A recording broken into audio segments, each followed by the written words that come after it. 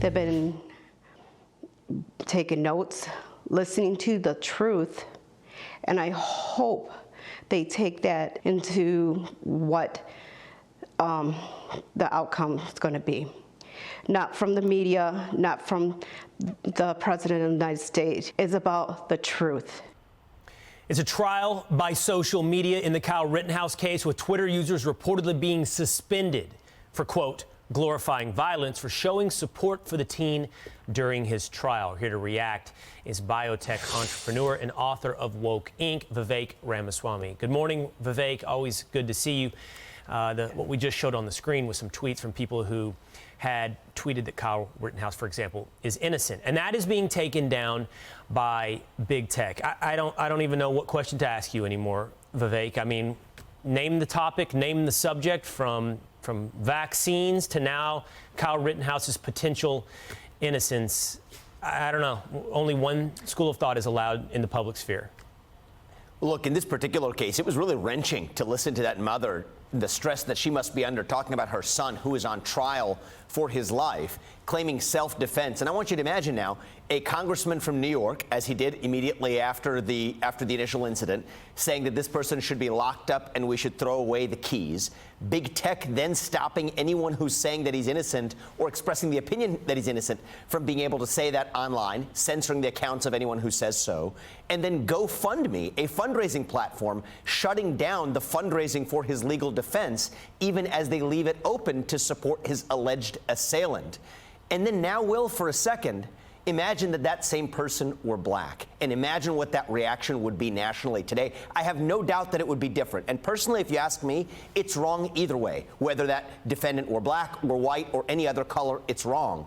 But I think it reveals the way in which there is this new orthodoxy that has taken control of nearly every major institution in our private sector, one after the other. And I think this is something that both conservatives and liberals need to wake up to, that the biggest threat to liberty in this country today is not just big government. That might have been the case in 1980. It's not today. It is also this merger of big government and the private companies that control public discourse in our private sector, especially in the online world. And we need to wake up to that reality. Actually, I want to save a minute at the end of our conversation to come back to that, Vivek. But, you know, this is, I think it's fair to say something here that would probably get me banned from social media, but it's an injustice that the Kyle Rittenhouse trial even made its way to court. This was a prosecutor in the first place responding to pressures from social media and political pressures to bring this to trial. So I don't think we can underestimate, or I don't know if it's possible to overestimate, the power that social media has now, not just over our minds and what we're allowed to consume, but what happens in the real world, in the justice system.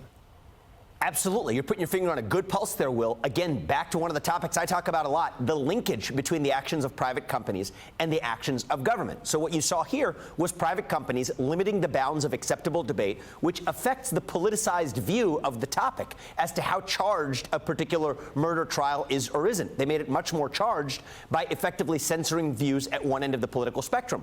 What does the effective prosecutor in this case? Takes the bait and brings a politicized prosecution. And I think that is an affront to any American, Democrat or Republican, to have a justice system that brings cases based on the politically charged nature of the situation, as opposed to the facts and the law. So, Vivek, I wanted to get to this with you because I invoked your name a little bit earlier.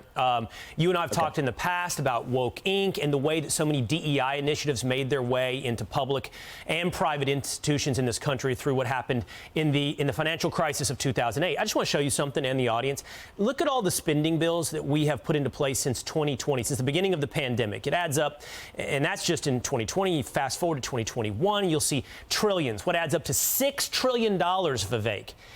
I have to believe some political agenda, for example, DEI-type initiatives, woke initiatives, will be baked into all of that spending based upon what you've told us about what has happened in the past, Vivek.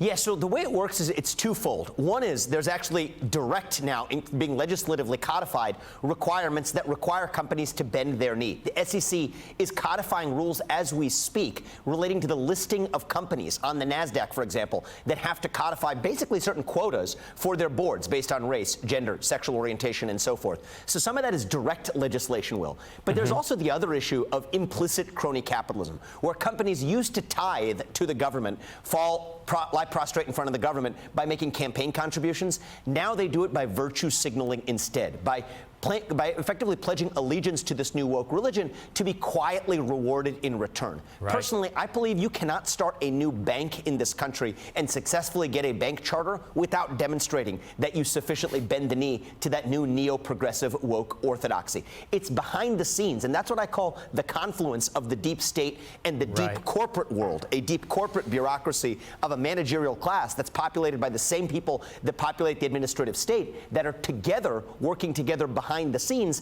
to crush the liberty and will of everyday Americans. That's what I talk a lot about in the book, but more importantly, I think that is the new threat to liberty that both conservatives and liberals need to wake up to, and they're asleep at the switch for different reasons. Want your government contract, want your bank charter, want to be bailed out, bend the knee. All right, Vivek, we'll check out Woke Inc. By the way, on the Twitter front, we reached out for a statement and have not heard back about the censorship in the Kyle Rittenhouse trial. Thanks, Vivek. Of course. Thank you.